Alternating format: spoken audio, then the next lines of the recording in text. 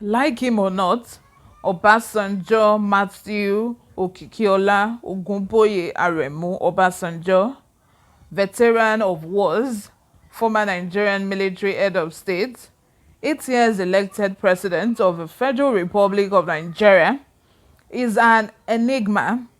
According to Shakespeare in Twelfth Night, some are born great, some achieve greatness, and some have greatness thrust upon them.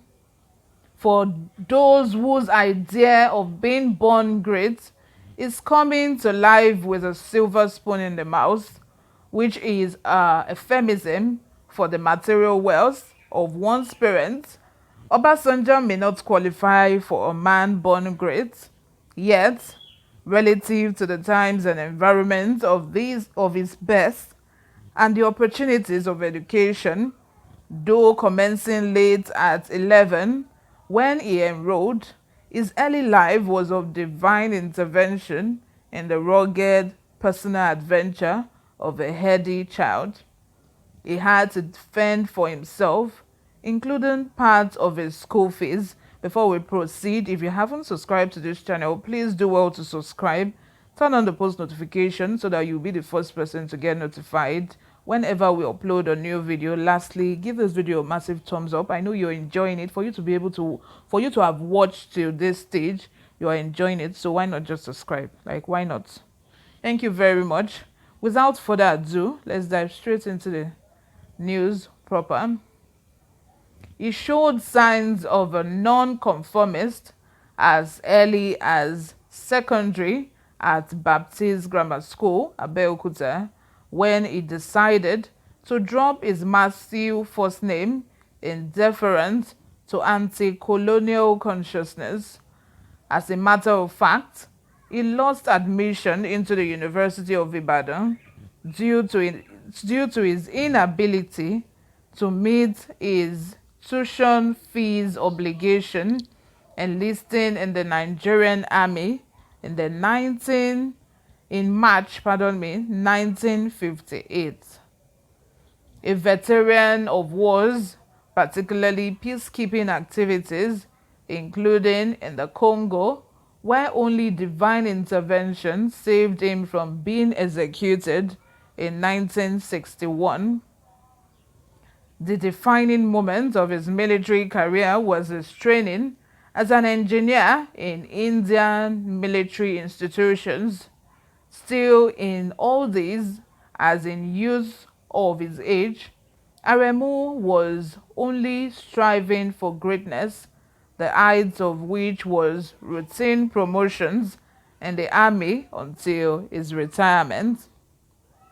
Those who have greatness thrust upon them, and not only those who best crave it.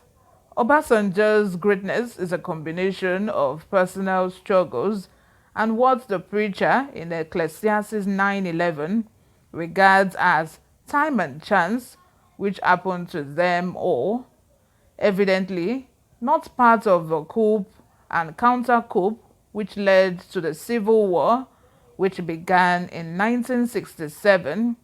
He took charge of the 3rd Marine Commando in Port Harcourt in May 1969. In December, Obasanjo launched Operation Finishing Touch, and by January 1970, it was his responsibility to receive the instruments of surrender from Philip Effiong, effectively bringing the 30-month civil war to an end. Again, not part of the coup that brought the Muritala Mohammed Obasanjo military regime to power, in 1975, Obasanjo was made the chief of staff. With the benefit of hindsight, this combination appeared in conformity with both regional and phase considerations. Providence finally brought greatness Obasanjo's way when Murtala was assassinated on February 13, 1976, and he was called upon to take charge as the head of state. Though not his will, He took the mantle and successfully handed over an elected government in 1979, the feat that recommended him to Nigerians for election at the return of democracy in 1999. More than any other person that has ruled Nigeria, Obasanjo has proved himself committed to the way successive administrations have fared. After his administration as military head of state and since leaving office in 2007, he has been at the toes of his successors and not minding whose ox is good in his political choices. In the present race towards 2023, Obasanjo's house at Abeokuta, capital of his Ogun home state, has been a mecca for all presidential hopefuls, including those who should know that it is not likely they get his support. It is sufficient if he is not with you, he should at least not be openly against you verbally or through his restless pen. The Ebora Owu has been doing a lot of legworks since the current race gained trust. He has leveraged on his extensive networks all over the country without disclosing the candidate or party of his preference, though his body language has been given diverse interpretations by people who covet his most beneficial support.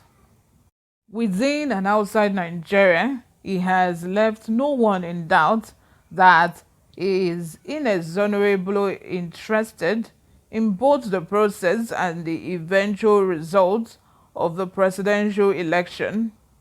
In his visit to former head of state Abdulsalam Abubakar, his junior in the military, who also has on his cap the enviable feather of having successfully handed over the reins of power to an elected administration, Obasanjo said as an elder statesman, he has no anointed presidential candidate or a preferred political party, but an agenda for the country. As events unfold, the content of a national agenda will unravel.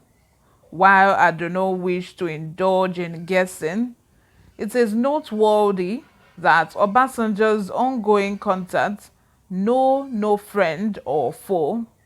Let me know what you all think in the comment section. Subscribe if you haven't. Give this video a thumbs up. Don't forget also to turn on the post notification bell so that you can be notified whenever we upload a new video. I'll see you in my next video. Bye for now.